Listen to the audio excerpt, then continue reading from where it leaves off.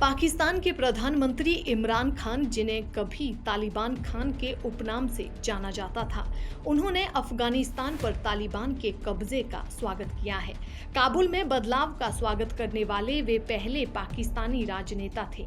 काबुल और राष्ट्रपति भवन पर तालिबान के कब्जे के एक दिन बाद उन्होंने अपने एक बयान में कहा कि तालिबान ने गुलामी की जंजीरें तोड़ दी हैं। हालांकि अनेक पाकिस्तानी उनसे सहमत नहीं हैं और उन्होंने खुले तौर पर कहा कि इमरान खान को पहले इंतजार करना चाहिए और देखना चाहिए कि तालिबान कैसे शासन करता है और क्या वो महिलाओं और अल्पसंख्यकों को पूर्ण अधिकार देगा।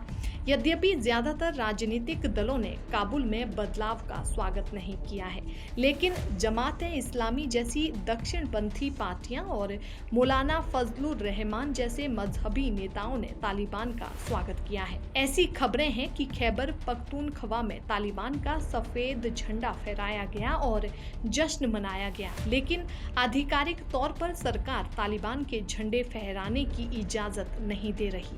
कट्टरपंथियों द्वारा संचालित इस्लामाबाद की लाल मस्जिद में सफेद झंडा फहराया गया था, लेकिन पुलिस ने उसे उतार दिया। अफगानिस्तान के ताजा हालात पर नजर रखने वाले PML के सीनेटर सैयद मुशाहिद हुसैन ने, जो सीनेट की डिफेंस कमेटी के अध्यक्ष भी हैं, उन्होंने ये कहा कि अमेरिका का ये बहुत बड़ा अपमान है।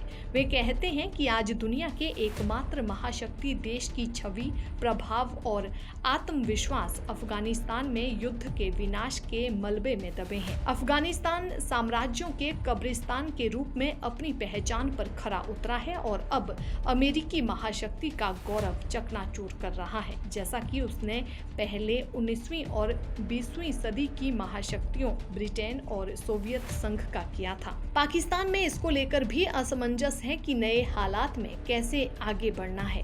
कई सारे मंत्री अलग अलग बयान दे रहे हैं और विपक्षी पार्टियां संसद सत्र न बुलाने और भावी नीतियों पर उन्हें भरोसे में न लेने को लेकर इमरान सरकार की आलोचना कर रही है। इस सिलसिले में आया सेना प्रमुख जनरल कमर जावेद बाजवा का पहला बयान काफी सख्त था।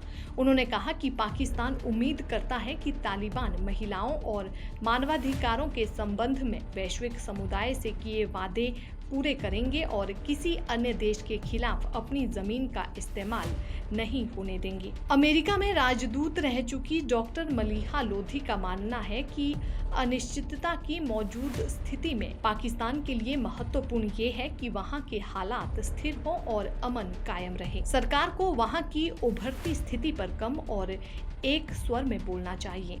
जश्न मनाने, तालिबान का प्रवक्ता बनने या अतीत के प्रति जुनूनी होने की कोई वजह नहीं है। वहां के भविष्य को लेकर चिंता होनी चाहिए कि क्या दशकों की जंग, संघर्ष और विदेशी हस्तक्षेप के बाद अफगानिस्तान में शांति लौट पाएगी। अफगानिस्तान में जो कुछ भी होता है उसका सबसे अधिक असर पाकिस्तान पर पड़ता है।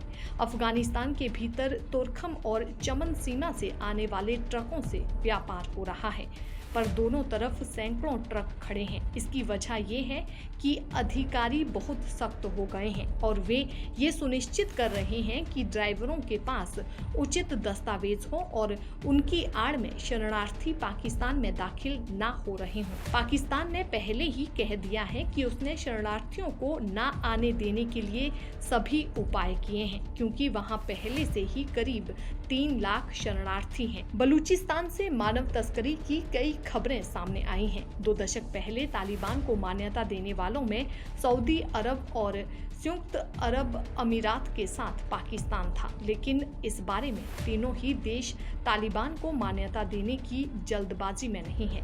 पाकिस्तान ने तालिबान से स्पष्ट कहा है कि इस बार वो एक क्षेत्रीय समझदारी बनाने की कोशिश करें ताकि अफगानिस्तान के निकट सभी पड़ोसी सामूहिक रूप से उन्हें मान्यता दे सकें। इससे तालिबान पर दबाव बना हुआ है, लेकिन जब उन्होंने पंजाब प्रांत के विभिन्न समुदायों के लोगों से बात की तो पता चला कि उनमें से ज्यादातर की अफगानिस्तान में कोई दिलचस्पी नहीं है और कई को तो ये भी मालूम नहीं कि चारों तरफ से घिरे हुए उस देश में क्या हुआ है। इसको लेकर सबसे ज्यादा दिलचस्पी और जागरूकता खैबर पख्तूनख्वा में है। जहां अफगानिस्तान के घटनाक्रम का सीधा असर होता है। पर वहां के ज्यादातर लोगों की इस मामले में वैसी दिलचस्पी नहीं है जैसी सोवियत संघ के अफगानिस्तान से चले जाने के वक्त थी। इस मुश्किल वक्त में अफगानों के प्रति उनके मन में सहानुभूति है, लेकिन वे और शरणार्थियों के स्वागत के लिए तैयार नहीं है क्योंकि संसाधन सीमित हैं।